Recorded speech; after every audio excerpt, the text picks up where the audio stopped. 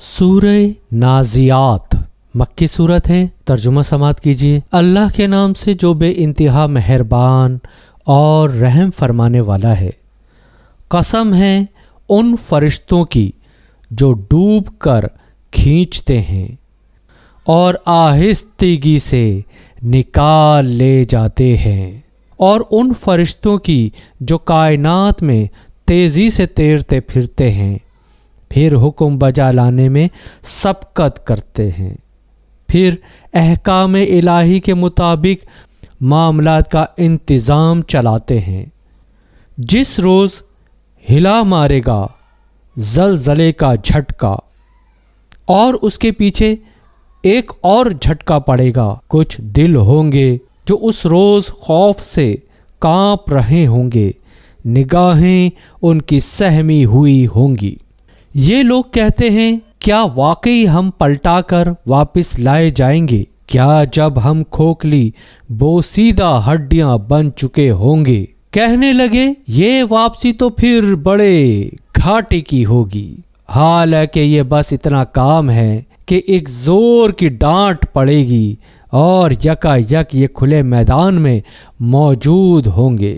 کیا تمہیں موسیٰ علیہ السلام کے قصے کی خبر پہنچی ہے جب اس کے رب نے اسے طوٰ کی مقدس وادی میں پکارا تھا کہ فرعون کے پاس جا، وہ سرکش ہو گیا ہے، اور اس سے کہہ کیا تو اس کے لیے تیار ہے کہ پاکیزگی اختیار کرے اور میں تیرے رب کی طرف تیری رہنمائی کروں تو اس کا خوف تیرے اندر پیدا ہو۔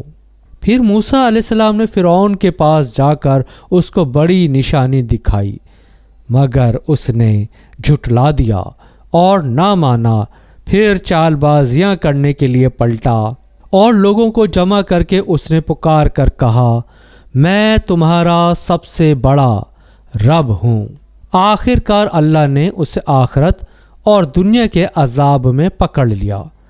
در حقیقت اس میں بڑی عبرت ہے ہر اس شخص کے لیے جو ڈرے۔ کیا تم لوگوں کی تخلیق زیادہ سخت کام ہے یا آسمان کی؟ اللہ نے اس کو بنایا، اس کی چھت خوب اونچی اٹھائی، پھر اس کا توازن قائم کیا اور اس کی رات ڈھانکی اور اس کا دن نکالا۔ اس کے بعد زمین کو اس نے بچھایا، اس کے اندر سے اس کا پانی اور چارہ نکالا اور پہاڑ اس میں گاڑ دیے، سامان زیست کے طور پر تمہارے لیے اور تمہارے مویشیوں کے لیے۔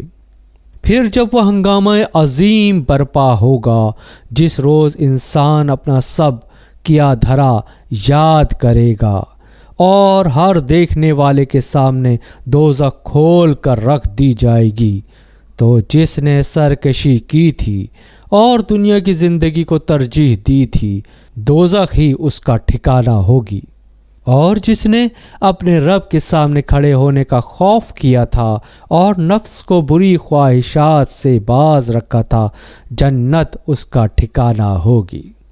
یہ لوگ تم سے پوچھتے ہیں کہ آخر وہ گھڑی کب آ کر ٹھہرے گی؟